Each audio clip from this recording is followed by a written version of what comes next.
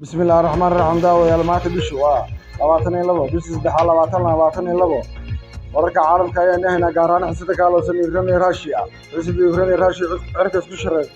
ciidanka Shishiiniinta oo safar dagaal ku jira ayuu ku dhawaaqay kelmadda Allahu Akbar Allah weeyna waaxid ah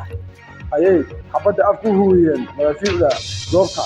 qoryaha beekaanta bombooyinka ayay soo ridayay ayaga soo taagay Allahu Akbar ku haya shahaadanaya Ukrainiinta goobtooda ugu soo galeen magaalada xeebaha ku yaal ftaashnaad oo la qabsaday madafiica hore loo arado Ukraine ku hobaraya ciidanka Ukraine oo ku soo xaaladii diiban daawayaal waxa weeye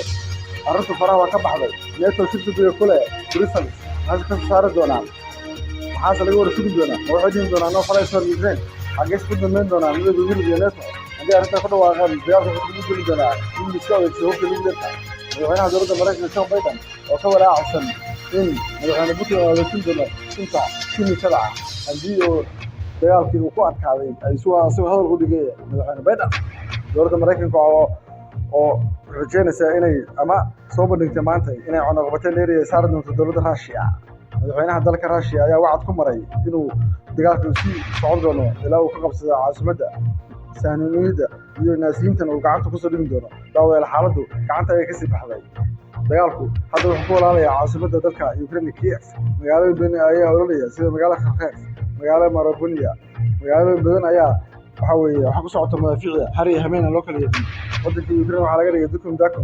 daarihi ololay ayaa la arkaya iskuuladii isbitaaladii goobaha caafimaadka supermarketyadii tawnkii daawayaal arrintu farqama qodna madaxweynaha Ukraine wuxuu dalbaday waa hal degdeg ah inuu la kulmo madaxweynaha dowladda Russia madaxweyne Putin laakiin arrinta dhaw ka fariistay waxa la arkaya maanta ciidamadii dowladda Ukraine oo fara badan oo nolosha lagu qabtay kuwaas markii dharka ay siibeen laga fiiriyay calaamadda naasiinta ee hilic dowladda kuwaas lagu arkay calaamadaas oo shaabad ahaan uga dhigan dabarka iyo kalkiisa dhinaca kale dawladda halkan waxa ku filaysaa in hadalkii madaxweynaha dowladda Russia madaxweyne Putin uu runaha markuu yiri Ukraine waxa qabsay naasiin mana doonayna dalka inuu soo fadhiistaan naasiin waana ka hortagin doonaa waana tirtiin doonaa dawladda waxa ogaataan dowladda hadda Yurub ku jira